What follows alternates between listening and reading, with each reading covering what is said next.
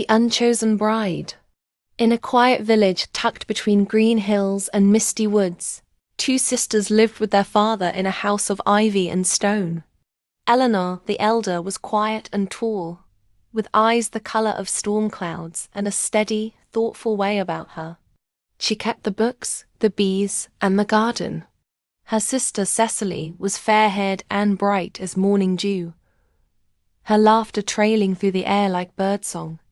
Their father, Master Halcombe, was a man of modest fortune but good reputation, and so, when Lord Edwin Carraway of Hartmere Hall came seeking a bride to sweeten his cold inheritance, he approached Master Halcombe with interest in Eleanor. "She is well-mannered, suitable," Edwin said in a clipped voice, looking over the letter Eleanor had written in her own hand. "Reads Latin, does she?" "She does," Master Halcombe said proudly. A meeting was arranged. Eleanor dressed plainly, as was her way, with her blonde hair looking pale, her dress not too fabulous. She expected nothing. She had lived too long in the shadow of Cecily's golden curls to believe in love at first sight or fate. Still, she waited in the drawing-room with her hands folded. When Lord Carraway arrived, his gaze passed over Eleanor like a breeze through reeds barely bending them.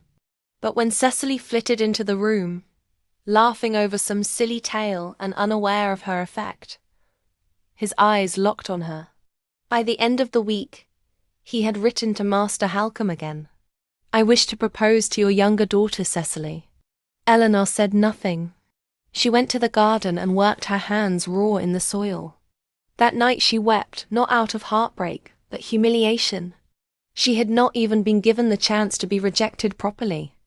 She was simply overlooked. Cecily, flustered and wide-eyed, did not want to refuse such a match. "He is kind to me," she said uncertainly. "And handsome enough." "You must do what you believe is right," Eleanor replied, her voice calm, though her fingers trembled as she poured the tea. The wedding took place that spring. Hartmere Hall was swept in white and rose petals. Eleanor stood quietly behind her sister, wearing grey silk and a thin smile. Years passed. The letters from Cecily became fewer and more clipped. When she visited their father's home, she seemed pale and distracted. She and Lord Carraway were always civil, cordial even, but there was no laughter between them. No children came. One summer, their father passed, and Eleanor remained alone in the house of ivy and stone. She taught children their letters for coin, tended the beehives, and aged in her solitude quietly. She had learned, slowly, not to feel bitterness. It was a grief too stale to stir. One September morning, she was sitting at the market stall selling honey and combs, when a tall man with auburn hair and sun-browned hands approached. He picked up a jar, turned it thoughtfully, and asked, "Did you harvest this yourself?" "I did," Eleanor said, a bit puzzled. "Most didn't ask."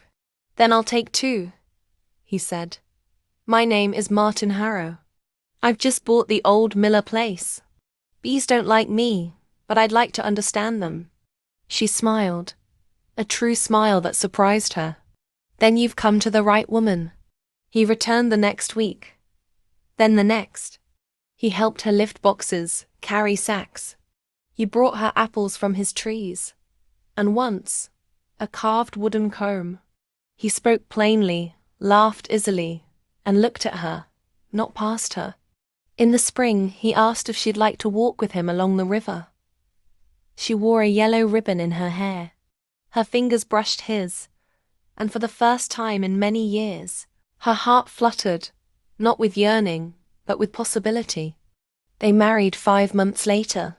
Martin built a second room onto the cottage and fixed the shutters.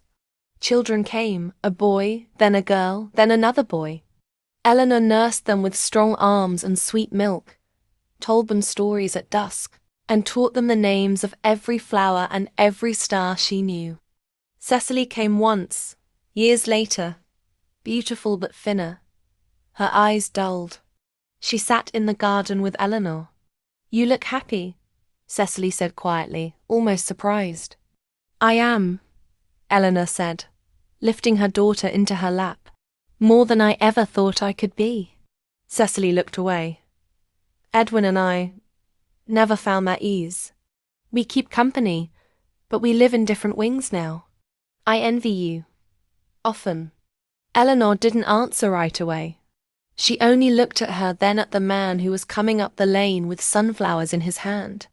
It came late, she said finally, but I would not trade it for all the early love in the world.